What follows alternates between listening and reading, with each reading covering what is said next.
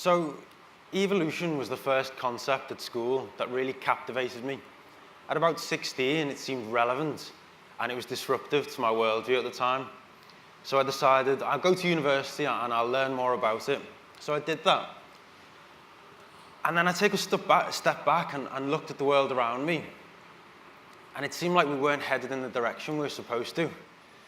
This notion of survival of the fittest didn't really seem to be holding true.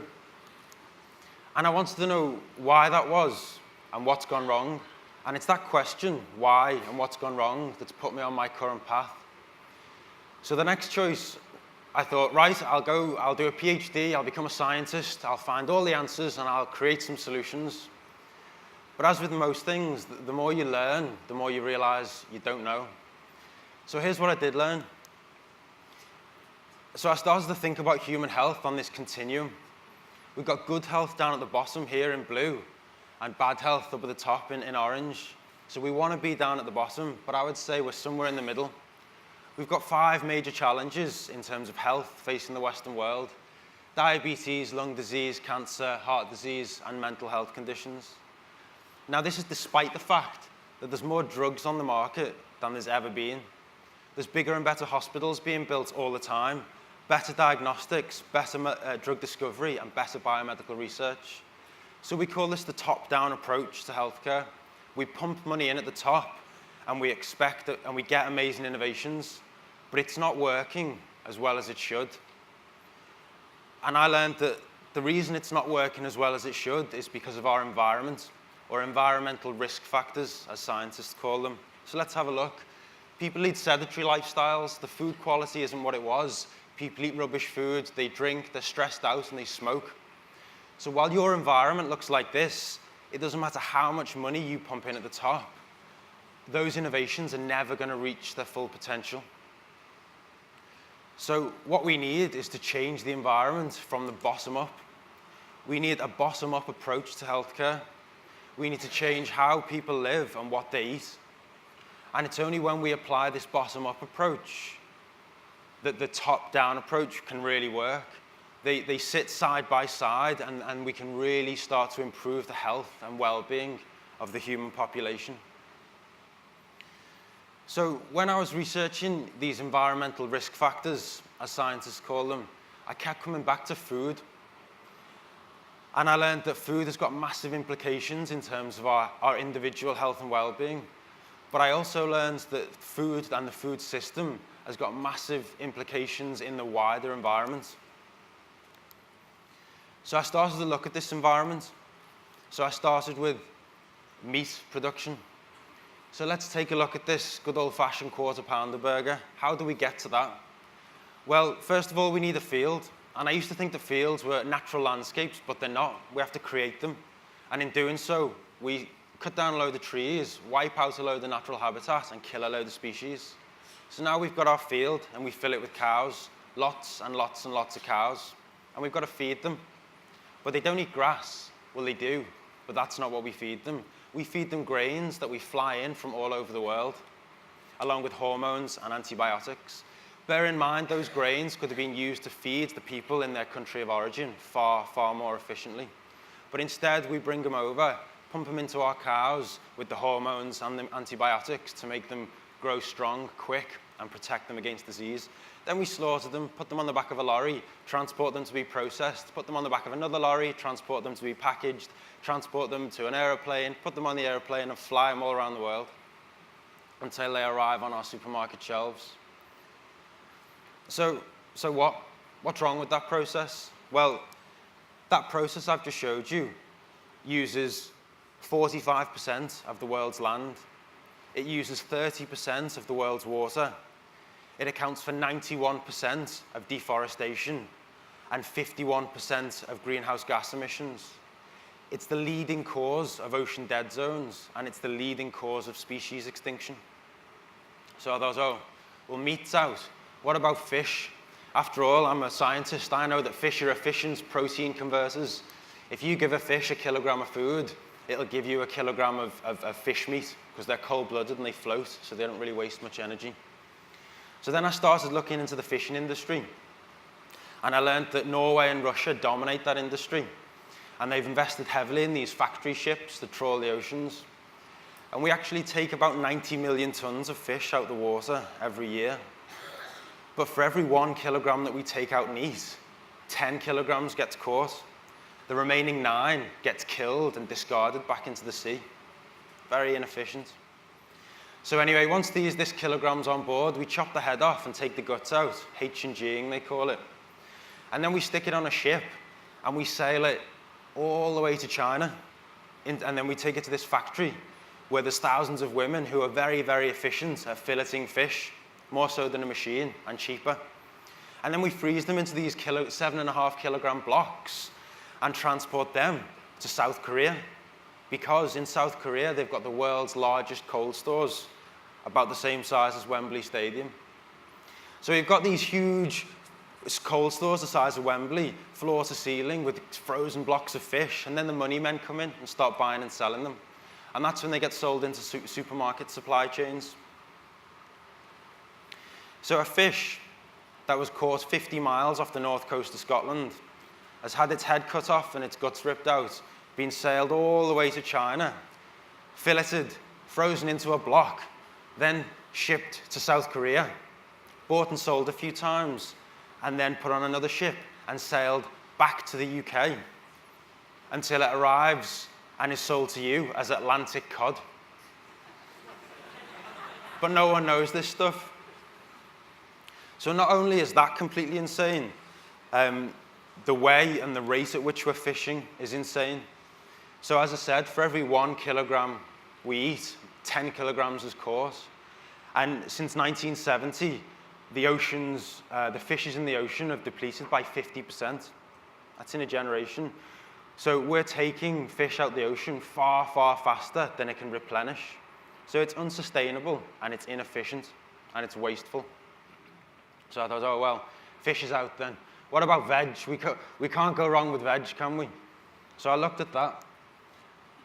And because we've massively over-farmed the land, there's no natural fertility left in the soil, so we pump it full of fertilizers. And then because we grow in monoculture agriculture, we have to cake them with fertilizers, pesticides, both of which are made from fossil fuels, as is the tractor that harvests them. Then we stick them on the back of another lorry and transport this to the depot, where it's packaged, put in these plastic bags and pumped full of nitrogen to ensure a safe trip onto your supermarket shelf. And I'm not sure how many of you have ever bought a pack of spinach. You take the first leaves out and it tastes great and it's got a crunch, and you go back a couple of days later and it's all limp and mushy in the bottom of the bag. We actually throw 60% of packet lettuce in the bin, and that 60% goes to landfill. So again, a very inefficient, unsustainable and wasteless way to produce food, because we've got unnecessary packaging, insane food miles, loads of waste, and the whole system's completely dependent on fossil fuels. So I'll say it again, the way we are currently producing food is inefficient, unsustainable, and it's wasteful right now. But I haven't even told you that by 2050, we've got to feed 10 billion people, and we've got to increase food production by 70%. But I've just told you that we're already using half the world's land and 30% of the world's water, and there's only half the amount of fish that there was a generation ago. So we either need a new planet, or we need a new way to produce food. So these things were playing on my mind. They were a heavy, heavy burden. And luckily, that's when I met Jens. And so he shared that burden with me, and he shares that continues to share my burdens. So Jens had just come back from sailing around the world and trekking around Argentina on horseback to do a PhD in computational chemistry. I still don't really understand what that is. But anyway, he was troubled by some of the same issues that I was, and he was also an academic. I love that phrase, recovering academic. So he is now also a recovering academic. And we decided that we didn't just want to try and publish papers on this stuff. We actually wanted to do something about it. So that's when we discovered aquaponics. We went out and started looking for solutions to the problems. So aquaponics is a way to grow fish without taking them out the ocean.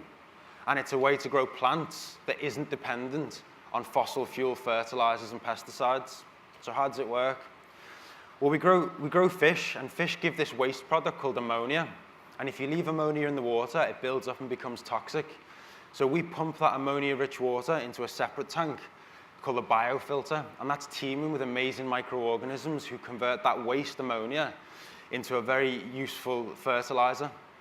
Then we pump that nitrate-rich fertilizer up to our plants who've got their roots suspended in the water, and they draw out all that nutrient. So in turn, they're purifying the water for the fish. So it's a very, very efficient, closed-loop ecosystem that's sustainable and scalable, and it's not wasteful.